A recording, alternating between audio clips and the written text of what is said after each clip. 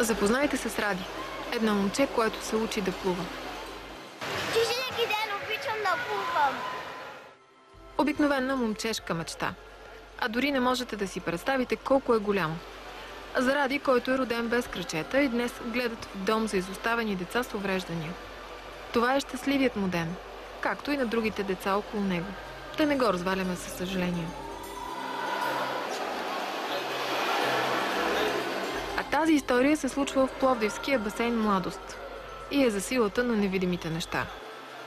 В нея са замесени мокрите палавници, водолазите от клуб Нептун и няколко млади учители.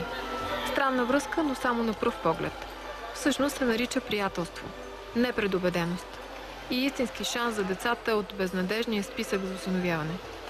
С тях се вземат водолазите, напълно безвъзмездно. Само след 2 месеца терапия децата започват да се променят. Даже в началото бях малко песимист.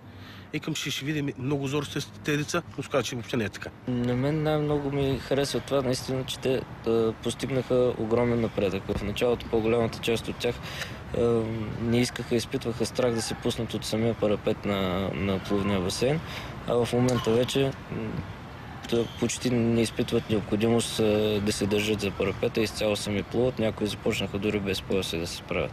Аз ги виждам те просто как влизат в басейна с абсолютна охота, изключително весели са и с нетърпение. Сигурен съм, че с нетърпение чакат следващата седмица, за да влязат отново в басейна. Там, където има показност, над нас няма. Ние сме в места, където може да помогнем.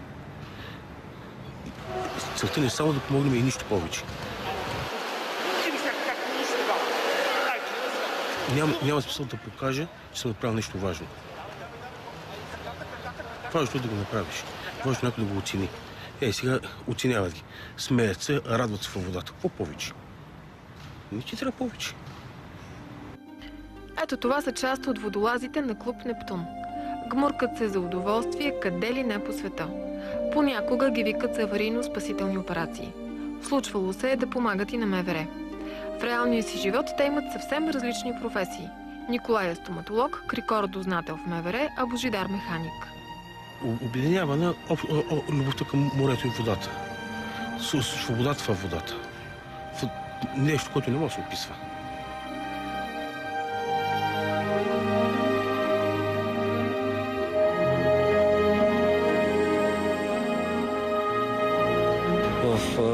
В водата чувство за суета не съществува.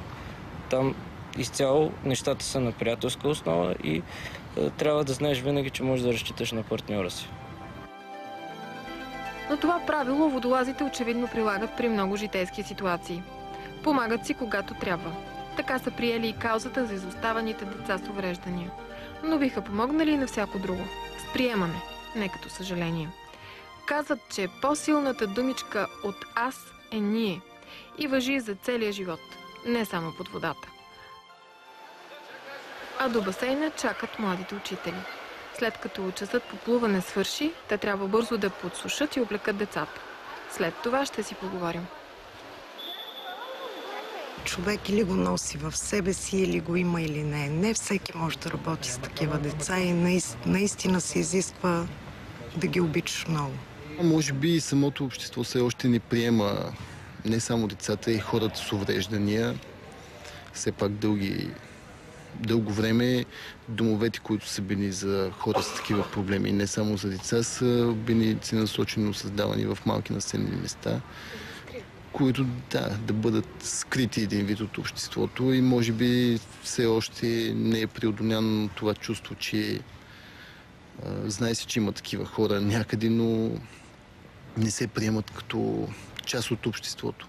Идеята е малко от малко те да навлязат в обществото и да не са онези невидими деца, за които всички знаят, но рядко виждаме.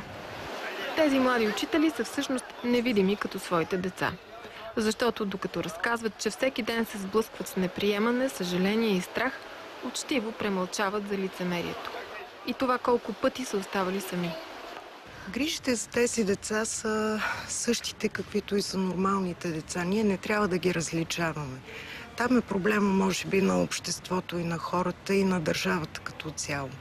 Аз ще отговоря само с една реплика на Екзюпери. Най-хубавото се вижда само с сърцето. Най-същественото е невидимо за очите. Само това мога да кажа. А тази история за силата на невидимите неща, но не и за невидимите деца, ще завърши някъде тук. Тя е в един обикновен ден, в който в политиката пак има скандали, виновни и невинни. А в Пловдив свършва часът по плуване. И 6-годишния Ради и неговите приятели се връщат у дома. Както и да разбирате това.